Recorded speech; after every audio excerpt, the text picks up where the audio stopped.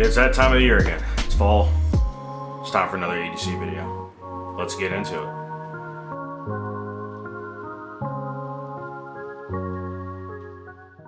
So like most EDC videos, I choose to do mine, seems to be once a year around fall time, and not a whole lot has changed. Over the years I've just kept everything pretty much the same. It's worked for me unless it was broken or I just did find something better. So compared to 2022, a couple things have changed, a couple big ones, and then a lot of the smaller stuff has still stayed the same. And there's some things that I'm looking to change up here with some recommendations from you guys. So just get right into it. First up, we'll get the boring stuff out of the way. Keys. Been rocking this now for a couple years. Just clip it, stick in the back pocket. Tried and true, who has stuck with me for a long time, has been the Leatherman CS Style CS. So this is the one with the scissors. Super handy. I mean, it's pretty gunked up. It needs cleaned pretty well, but just stays on the keychain. Scissors come in handy for more than anything. Backup little bottle opener. Honestly, I use the file and per se little flathead a lot for a ton of just random little things, prying and whatnot. Don't care if I break it. Definitely worth 27 bucks or 25 bucks or whatever I spent for it on Amazon. So there is the keys. Next, AirPods. I was using the AirPods Pro 2nd gen, I believe. No, it probably still was the 1st gen for a long time. Left bud just quit on me. Just started getting real hissy, staticky, and of course was out of warranty. So I went back. I didn't really care for them. They did not fit my ears very well, so I'm just back to rocking the good old classics. Original AirPods. I believe this might be the AirPods 2. I don't know. I've had them for so long. They were my backup pair. Now they're back to my primary pair, but I have AirPods nonetheless of some sort at all times. Guess we'll continue with the Apple trend of things. iPhone 14 Pro, just in a Etsy black leather case. It's actually holding up pretty good. I've had this now for about almost maybe 8 months, 9 months, and it has gotten somewhere. It's seen some better days, but it's holding up pretty good. Phone is just another iPhone. It's whatever. It's in the ecosystem. Next up, I rotate between mechanical, traditional style watches. I love them, but I also like my smartwatches from time to time. So rolling with the Apple Watch SE Series 2, which I actually just upgraded to from Apple Watch 3. If you can tell, I don't really upgrade the watch all that much, but for what I do on a smartphone, it does everything I want it to do. Next up, I don't remember if I had this in my last video or not, but my little go-to pen that I keep with me is the little Olight with the little bolt action tip there. Pretty cool little pen. Not the most ergonomic. I thought it would have been better, but much as I have to sign documents and whatnot at shippers and consignees, you know, it does just fine. Doesn't take up no space, weighs nothing. So Olight pen, pretty cool. Next up, tried and true. I just cannot let this guy go. Streamlight MicroStream, rechargeable. I don't even know how many years I've had this. I mean, it is just worn out. Focus. It is just worn out. But at the end of the day, it still works great. So Streamlight MicroStream, highly recommend for $30. Rechargeable, lasts for, I don't know. I use it daily, especially at night, walking around, checking trailers. Lasts me at least 2 months on a charge. So highly recommend Streamlight MicroStream. Knives are another one. I go back and forth between things. This is a Civivi here, and I'm not sure. I don't even know the steel. I bought it so long ago, I probably should have researched this before I did the video. I think I actually did this last time. I might have had this knife, or might have had another Civivi. I like budget knives. I break them horribly. Got a couple Spydercos, but I'm so hard on knives. I just refuse to spend hundreds of dollars because I suck at taking care of them. So this is one of the better ones I've bought, and it is a frame lock. It's pretty heavy though, that's the only thing. For its size, I mean, it feels good in the hand, but in the pockets with other things, it does get a little heavy. So if I had to complain about something, that would be it. But whatever this steel is, the tip is held good for me, so I recommend CVV. I like them. Wallet is definitely the same as last year. I do not like changing wallets if I don't have to, and I like things that get patinaed. So this one here is starting to look quite nice. I used to just have the regular front pocket wallets, the one with the little pull tab.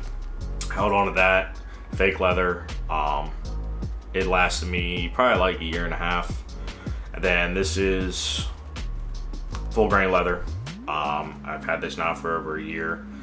Went to a bifold style because I do have to have a certain amount of cards. I wish I could get rid of all cards, but I just can't. So aside from, you know, ID and concealed carry permit, I keep a few cards that are not in Apple Pay and just have physical cards. So bulk wise, it's not too bad. I really don't notice it, but it's been a great wallet, and at the end of the day, it's a wallet. The main thing that has changed has been the thing everybody wants to probably see, and that has been the firearm. So I'm late to the train, and that's okay. We'll start out.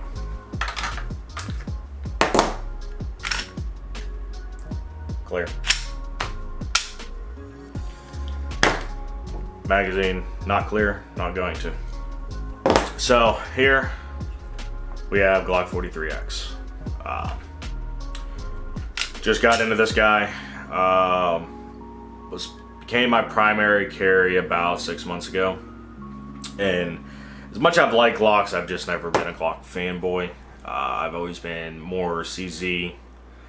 And I had the P10C and the PS7, which were my EDCs for a while, but I wanted something I could bring with me and wear for work. Something that's a little bit easier to get rid of. Drive the 365. As much as I like it, personally, I don't trust SIG, and I know that's controversial. Some people have their opinions on that, you know. It's just one of them things. I just didn't feel as comfortable with it, and I wanted a smaller gun. And plus, even with changing out the grip module, the grip on the 43X for me is just perfect. I honestly like this footprint the best. Weighs nothing, disappears. So it's been great. I have done nothing to it. Let me rephrase it. I haven't done much to it. I did do a Vickers carry shoe replacement there. Did not change the bar. Everything is stock inside. I did put Talon grips on it. And then I'm actually rocking the Kylie, Sealy, whatever their name is. I wanted to try one out. They're little micro red dots. And it's actually done pretty well. This thing does get beat up. It just gets tossed around, whether it's in a bag in the truck, on me, in a safe, whatever. I'm always messing with it. So it has held zero. It has not gotten loose. It has not done anything stupid. It is shake to wake. Every time I have pulled up and checked, my dot is there. So as far as the Glock goes, everything has been great. Magazines have been the thing for me. In my head, I personally don't care about using the Glock. You know, 10 round mags, that's fine for me. But I did want to experiment in the 15 round range. And the one I'm using in the gun right now that has been tried and true has been the Palmetto State Armory 15 round. And I've just learned between this, I have this, and I also have a Pro Mag, which there's been a lot of problems with the Pro Mag. I got lucky.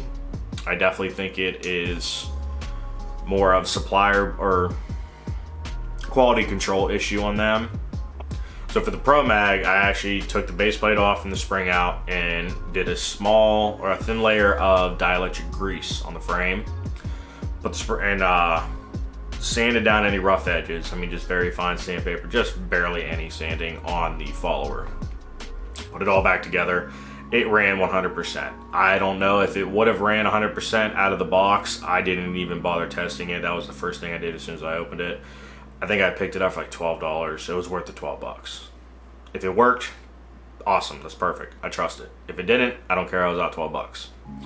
So these have been a little bit more expensive, but it has been 100% reliable as well. So I can recommend the Palmetto State Armory right out of the box. And the Pro Mag for the Glock 43X, I would say grease it, you know,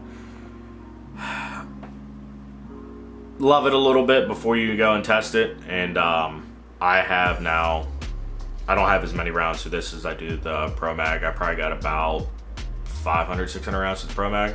Not one misfire, not one hiccup, not one failure to feed. These and that have been good. And then I also keep for backups the 10 round mags, factory mags, and then I run +2 extensions on them. So I got them scattered about whenever I need them in the bag. Then to carry the gun, I am running, which I've just fell in love. I can't personally for myself, I'm left-handed, find a better left-handed fit and finish and holster better than Tier 1. So this is the Tier 1 Zivos 2. And I have been back and forth on Appendix. I love Appendix carry. Bigger dude. It just, for all day sitting around, especially for work, I drive for a living. So sitting down all day has not been the most ideal for it. That said, I started going back to hip carry. So I am currently running with the claw, 3 plates, and then I have the dual hook setup. And I run that pretty much right at my, I don't know, I guess 930, closer to 10, slightly, like right on the hip, on the front side of the hip. And that has been the most comfortable to, one, conceal with whatever I'm wearing, most comfortable to sit and ride with, and most comfortable to just walk around with. I mean, the gun just disappears. When I put it on, I don't even think about it. So that has been the best setup that I have found for me. Still get my 15 rounds, and it's just the ultimate carry as far as I'm concerned. Few, I guess, honorable mentions. One, I always wear a hat of some sort. I don't care. I just need a hat of some sort. Glasses, because I need them to see. Pretty hard to do anything if I can't see. I have bought, you know, just about every type of ratcheting belt. It is my favorite, but they do not last for the amount of work I put into the belt. Whether I do have a gun on it or not, I just seem to destroy the mechanisms. So this is a Amazon special one. I do kind of actually like this style of release better. I mean, she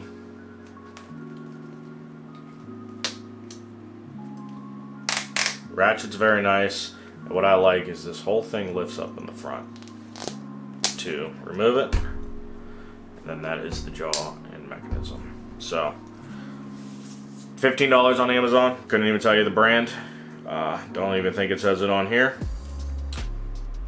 Oh, I lied. We have a Bullion is the brand. I'm not sure that's gonna focus or not, but we'll try. So yeah, ratcheting belt is a staple now for me as well, of some sort. Then aside from that, I'm pretty much done with EDC there. That's about all I carry now anymore on me. And this stuff, work or not, is always 100% on me. These are just the things I've grown accustomed to that I just can't live without. It just makes my life easy. And it's how I just work every day, no matter what. So that was it. I hope you guys enjoyed. The one thing I do want to add, I do want some input. At some point, my light is going to die, and I have not decided what I want to do yet. I would like a little bit more lumens. That is the only per se gripe I have about the Streamlight MicroStream. It's a little weak. Does fine, but there are times where I could and would like some more light. So, don't want to break the bank. I'm not trying to go out and get the Stiletto or something like that. Something in the affordable range, because I'm all about best bang for buck. So if you guys could, let me know down in the comments what light I should go to next. But other than that, I believe that's it, and I'll see you all in the next one.